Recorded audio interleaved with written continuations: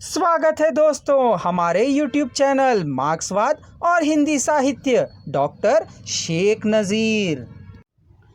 जब धन सिंह जेल से बाहर आता है तो सोमा को एक उच्च वर्गीय परिवार में देखकर वह भी कामरेड भूषण की सहायता से वहीं ड्राइवर की नौकरी पा लेता है। इस प्रकार सोमा और धन सिंह नए सिरे से सुखमय जीवन बिताने लगते हैं। परंतु एक रात सोमा का अपमान करने तुले हुए दो बदमाशों और धन सिंह के बीच संघर्ष होता है।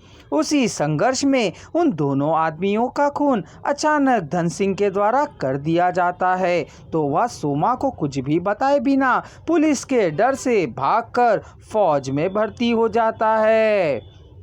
इधर सोमा लाला ज्वाला सहाय के यहाँ से निकलकर उसके सुपुत्र जगदीश सहाय सरोला बैरिस्टर के साथ लाहौर पहुँचती है, पर वहाँ भी आश्रय के लिए रजिस्ट्रार बैरिस्टर जगदीश की रखैल बनकर अपना आश्रय का मूल्य चुकाती है। चूंकि बैरिस्टर की पत्नी गर्भवती रहती है तो बैरिस्टर का मन सोमा की ओर आकृष्ट होना स्वाभाविक हो जाता है। फलतः सोमा एक प्रकार से गृह स्वामिनी ही बन जाती है। इसी बीच उसके शिक्षित होने के कारण उसकी वेशभूषा में भी बहुत कुछ परिवर्तन आ जाता है। अब वह भोली पहाड़िन के रूप में नहीं बल्कि एक शहर की अधिकारी गृहिणी बनकर रहती है। यहाँ तक कि वह अपने जीवन के उद्धारक साथी धन सिंह को भी भूल जाती है। पर एक दिन बैरिस्टर के रिश्तेदार लाहौर आते हैं तो उनके सामने इन दोनों का संबंध जाहिर हो जाता है।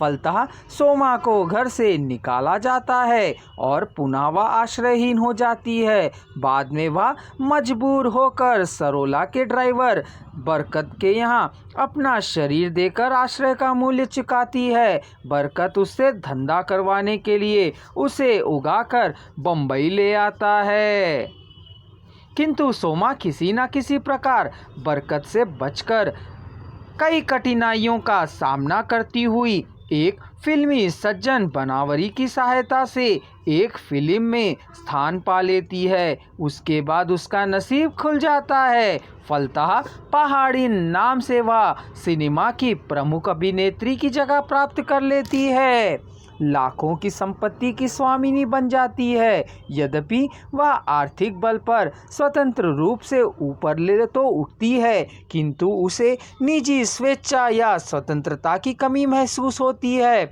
इस कमी की पूर्ति के लिए वह प्रोड्यूसर सुतली वाले के संपर्क में आ जाती है।